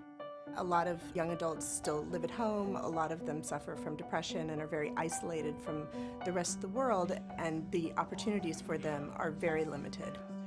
We want to develop careers for our young adults. Our full-time program runs 3 years, at the end of which we have job placement and job coaching. We have a work readiness program. We also have our own in-house studio so that when our students graduate, they can do on-the-job training and work on real projects. We outsourced about 30, 40 shots to the team here. They did fantastic work that we can put into a movie and be proud of it. It's great. I mean, we want to do it again. The studio is their first step into the professional world, the first step in their new careers as digital artists. The whole purpose is to get the students out into the real world. We all have the same dreams. We want significance, dignity, and purpose with our lives. We have an opportunity to give those 3 words to every single student at this school who will actually be able to go out and participate in the dream. This is my first full-time, full-paying job. I primarily work in After Effects. I learned After Effects at Exceptional Minds. It seemed like a good place for me to fit in because I was interested in animation. Right from the first day that Nicky set foot in our company, he was producing work for us. We saw what level of professionalism is being instilled in them from the very beginning. This was the first opportunity where Nicky could combine something he loved to do with something he was really, really good at that could eventually lead to employment. When we first met Kevin, he was working at a supermarket bagging groceries, and they said he would never amount to anything else. I work at Stargate Studios, and I'm a junior compositor. I mainly do like rotoscoping right now, and I'm still learning. I think that you find great talent in the most amazing places. The students at Exceptional Minds have had a fair amount of training to get them ready for the visual effects environment. If it wasn't for Exceptional Minds, I might still be at the supermarket, and I might be living at my parents' house. Everything's changed. Nicky has purpose. It feels like I'm a member of society now. He's capable of making it on his own. Once you get inside and you see what's really happening there, you immediately want to be a part of it. It's the dream factory, you know, the movie business, and if you can connect people with their dreams, then the magic happens. At Exceptional Minds, we like to say that we are changing lives one frame at a time.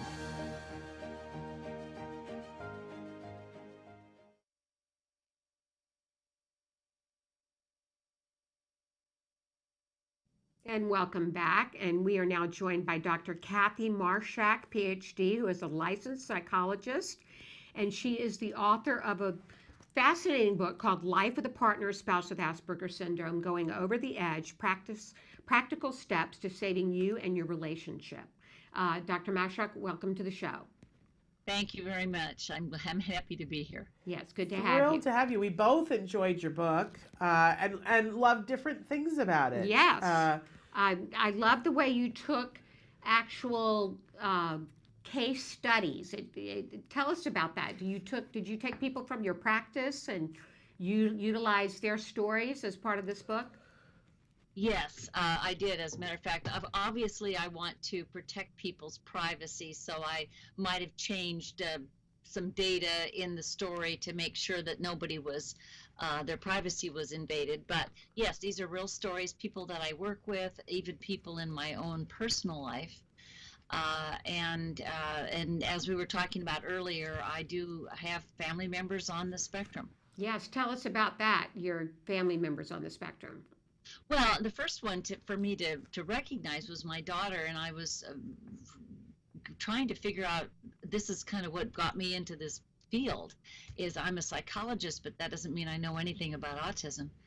And then when it became personal, when my daughter was 13, I realized that's what was going on. And I had taken her to many, yeah, there she is.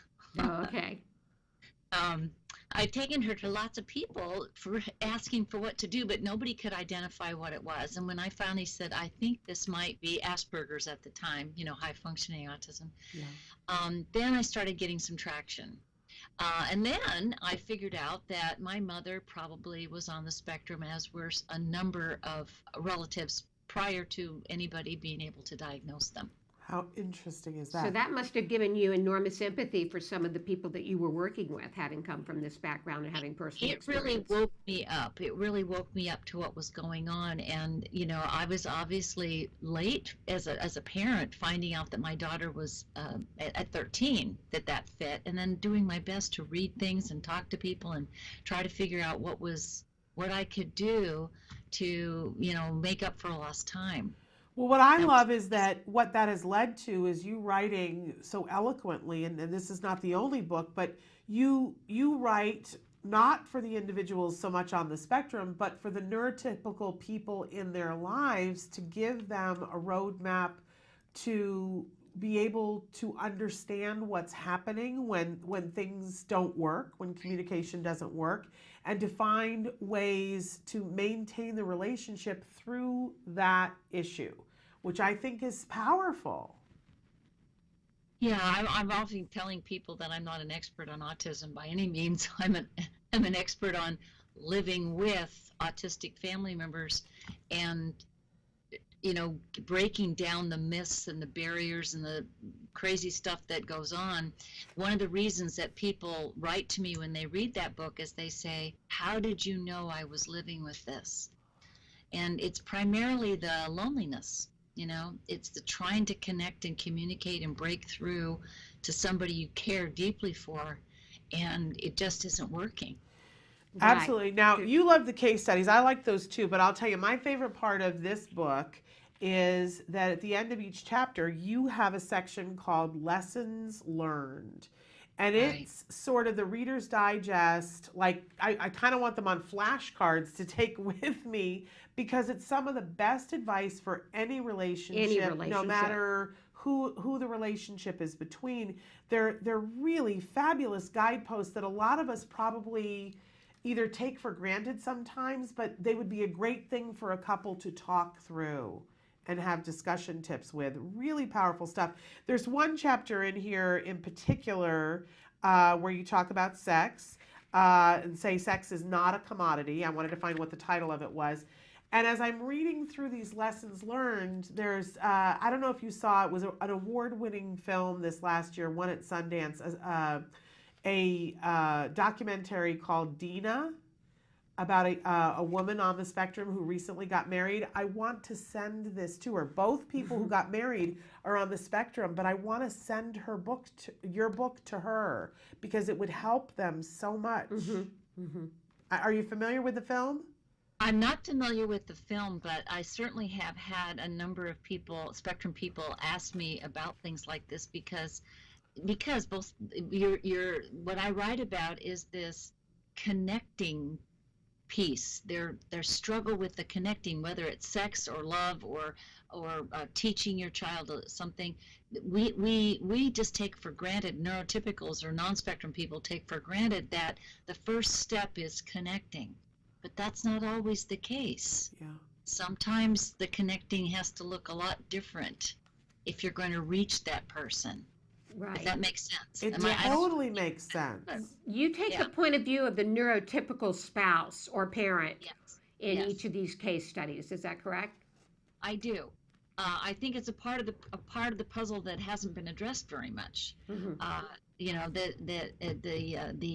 non-spectrum partner, the mom or the dad or the caretaker person is often viewed as you know, needing to learn a lot about autism, which is true, but then their needs are not taken into the picture. You know, how do they feel when their sex is a commodity, you know, when it's just an act as opposed to this is a loving connection with someone that I care about. It's very lonesome in these relationships for neurotypicals. It's very lonesome. It is very lonesome. And what do you think, which is kind of disturbing that there are so many inherent problems. So do you have generally a positive feeling about these relationships? And do you find that most of them need some sort of therapy? Oh dear, I don't know if most of them do. You got to realize the people that come to my office say they do. Right. They want some help. I'm not sure that that's true for everybody, but the people that I'm seeing are feeling lonesome, confused, distraught. They don't understand the kinds of questions or the way that an autistic person will organize the data. I was telling one of my high-functioning autistic clients, I said, well, you think about people, you care about the people in your life, but you're not necessarily considering them as you're organizing the data in your life. Does that make sense? It's separate. Right. And because it's separate, people get the impression that you don't value them or that they're not important to you. And he said, but they are. And he said, boy, I sound selfish. And I said, well, yeah, that's how it would sound to the neurotypical, or that's how it would feel. But it's not true that you know, obviously he loves them, he cares, he would do anything for them. But the way you communicate to each other is extremely important, and neurotypicals expect that they're going to be considered first in any interaction. And that's an unrealistic expectation. Even as I hear you say that, I think that's unrealistic. It is unrealistic. It's not going to happen. And if you feel dashed every time, that's not going to work. So I was just one of the examples I use in this book. I believe it's this book. It could be my second book. I wrote a book on parenting with the partner as well. My 16-year-old autistic daughter was starting to get all upset because I had come home from the store and had not brought her favorite snack for her. And I was just asking my two daughters to please help me put the groceries away.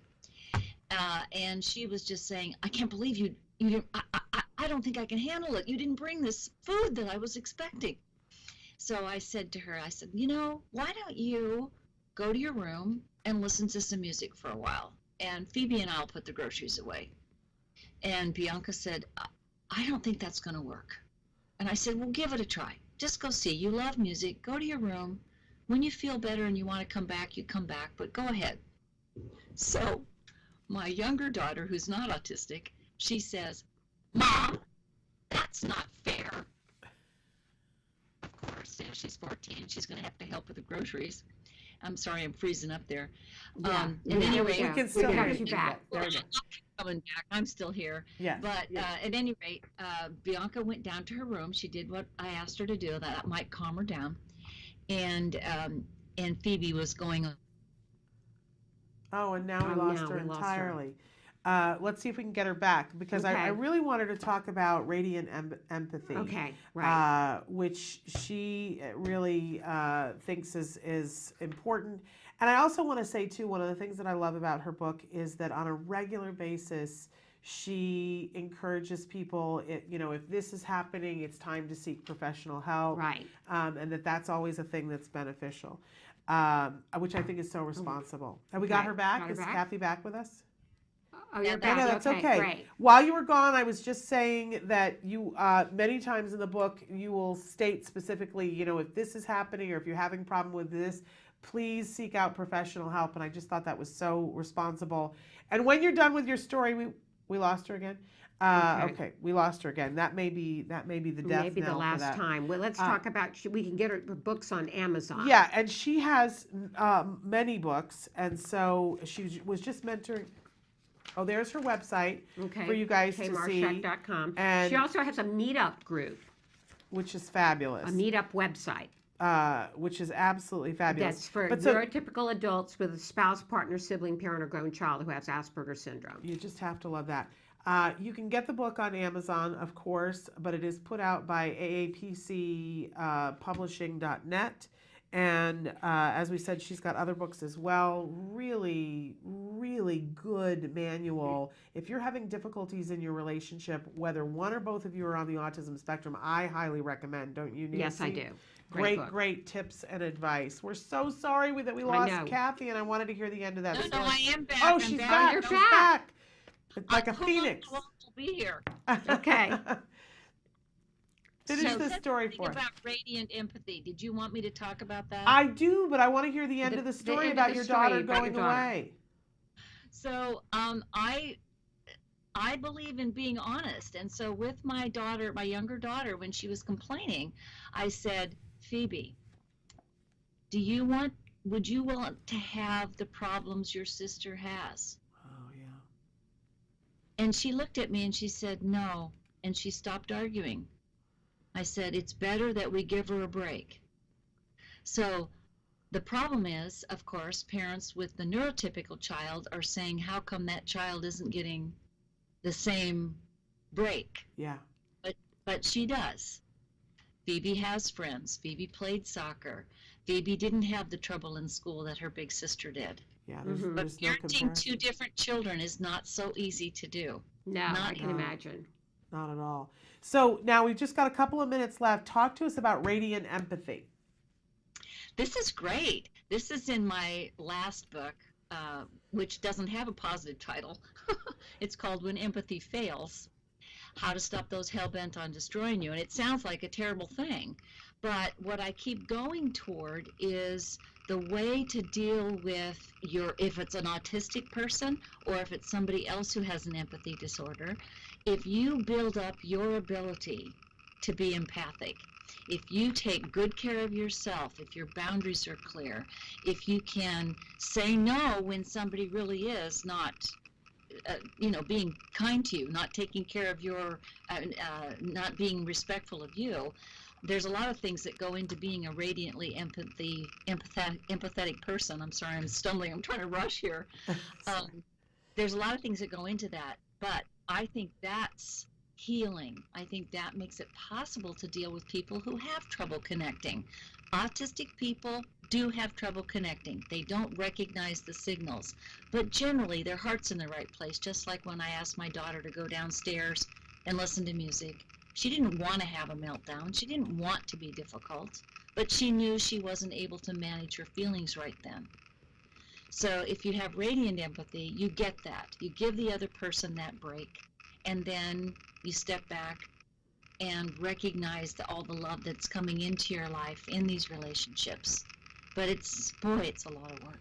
Well, it is. I mean, just the idea of being able to be kind and have empathy for people, but not compromise your boundaries, that's like crazy talk to me. I want to know more about how you do that. I'm going to have to get that book. Because don't you find that's the hard thing as a mother? It's, I can have empathy for somebody. I'm very good at that. But preserving my own boundaries Your own while boundaries doing it is very difficult. Woo! That's just crazy talk there, Dr. Marshak. Especially We'll have to get since that one. they're pushing your boundaries all the time anyway. Yeah. And if you're a mom or a dad, you know, or the significant person in this child's life or this adult's life, they really are counting on you a lot. I was talking to some parents just this morning about their child who's doing all kinds of out-of-the-box destructive things. And I said, you know, it's all on your shoulders. Mm-hmm. Teachers are helping you. Speech pathologist is helping you. There's other, you know, folks in your life. But every day you're the one who needs to keep helping your child feel good about himself. Yep. And yet feel good about yourself. Know that you're a valuable human being, and you know, you've got lots going for you. You're going to know more about how to be a human being than the average person, frankly, when you're in these relationships. Wow. Well, thank you, Dr. Marshak. And once again, you can get your books on Amazon. Yep. We want to recommend them for parents and spouses of those with Asperger's syndrome. And for more information, go to kmarshak.com. We've got it there for you on the screen. Thank you so much, Dr. Marshak. Thank you very much. Have a great day. Thank Bye-bye. You too. We're Bye-bye. totally out of time. Yes, we are. We're like 30 seconds away from end of the show. I just want to say that we're not having a show Not tomorrow. tomorrow. I know it keeps seeming like we just don't do Thursday shows anymore, but we are going to do them. But tell them why we can't do a show tomorrow, Well, Miss Nancy. I'm getting an award. I'm getting the Humanitarian Award from the Caucus for American, the American Caucus. Actually, it's the American Spirit Awards by the Caucus for Television Producers, Writers, and Directors. How about that? So the Humanitarian Award, The and you're coming to watch Humanitarian me Award, get that award. Because Nancy is the real deal. So Well, thank you, we darling. love that. So that's where a bunch of us are going to be tomorrow Right. to support Miss Thank Nancy, you. and I'm very excited to be there. And but we'll be back next Wednesday, and then there will be, as far as I know, we're doing a show Wednesday and Thursday tomorrow. So I'll keep you guys posted on that. Wednesday and But- Thursday next week. Wednesday and Thursday of next week. So until then, next Wednesday, give your kiddos a hug from me. And yourselves a hug from me. Bye-bye. Bye-bye for now.